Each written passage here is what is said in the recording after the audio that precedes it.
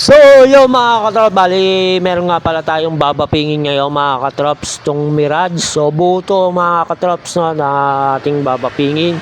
At ito, niliya ko lang tong dalawang pinto na to kasi buwang nirepaint na siya mga katrops no, at nabaping na, pero hindi lang maganda yung pagkakabap.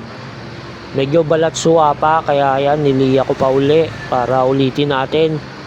Kasi kahit anong bapping ko dito is hindi talaga gaganda kintab nito pagka gantong balat suwa pa.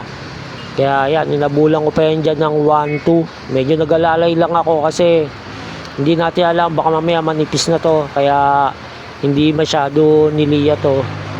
So medyo alalay lang ako dyan. Tapos liyahin natin ng 2,000 yan. Then saka natin babapingin. Ito lang medyo mahirap mga katrops no, pag tayo hindi gumawa. Kasi medyo nakakapag-alangan kasi baka mamaya mantipis lang yung top coat at kakalian natin is maubos. At syempre pag naubos yan is lalo nang papangit, so mawala lalo yung kintab niya. Kaya dito medyo nag-aalalay lang ako para at least masigurado ko na hindi ko siya mauubos o mapupudpod no. May mga part pa rin na medyo balat suwa dyan pero hindi ko na hinabol. Pero kahit pa paano malaki na talaga yung pinagbago niya kaysa doon sa dati. So yung mga bandang sulok-sulok na lang ang hindi ko masyado hinabol kasi nag-aalangan nga ako baka mapudpod. So yan, basta yan, niliya ko lang siya na niliya, and then yan, babapingin natin yan. So ito lang naman yung medyo masama mga katrops no, itong dalawang pinto na to. So ito lang yung ano talaga, nirepaint na sobrang balat suwa pa. Kaya yan, nabulang ko sa kaya may konting alon pa rin. Siguro bangga to mga katrops dati no. Kaya medyo mukhang masilyado na to Kasi itong Mirage na to mga katrops is ata to, pinanggagrab ata to basta pang pang pasada o pang negosyo, kaya pinaparent ata yun, gano'n pinaparent.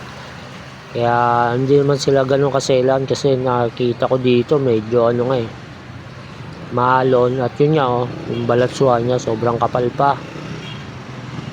So kaya yan, talagang hinabol ko siyang liyain kasi nga kahit anong bapping ko is hindi kikintab kapag hindi natin binawasan yung pagkakabalatsuhan niya. At dito mga katrapis, nagbabapping na tayo, pero yung niliyan natin mga katrapis sa kabilang side yun no? So hindi ko na siya na video kung paano ko siya bapingin. So nandito na tayo sa kabilang side. So ayan, tulad ng sabi ko, buto mga katrops na babapingin natin. Ayan, kahit pa paano is nabuhay na yung kulay niya at makintab na siya uli ngayon mga katrops. So yun nga pala mga katrops, pag ako nga pala nagbabapping is nagmamas ako mga katrops kasi nga yung bapping pad natin mga katrops is siya, yung mga balahibo niya is nagtatalsikan, nagliliparan. So ang sakit sa ulo pag lalanghap mo siya, kaya tuwing nagbabapping talaga ako mga katrops is nagmamas ako para maiwasan kong masingot yung yung parang mga tela-tela na nanggagaling sa bapping pad natin. Kaya hanga rin ako sa mga ibang pintor na nagbabapping na yung walang mask, hindi nagsusuot ng mask. Grabe, galing ng nila no. Lakas ng pangangatawan nila, pero ako talaga nagmamas ako kasi iniwasan ko nga yung yung malangap natin yan. So hindi kasi natin malaman mga katrops no, katagalang kakalangap natin yan baka magkaroon tayo ng sakit. Kaya medyo kahit pa paano safety first tayo para sa sarili natin, kasi puuna natin dyan mga katrops is yung katawan natin So yan mga katrops, bali natapos na nga natin bapingin. So ipakita ko na sa inyo, iikot natin mga katrops.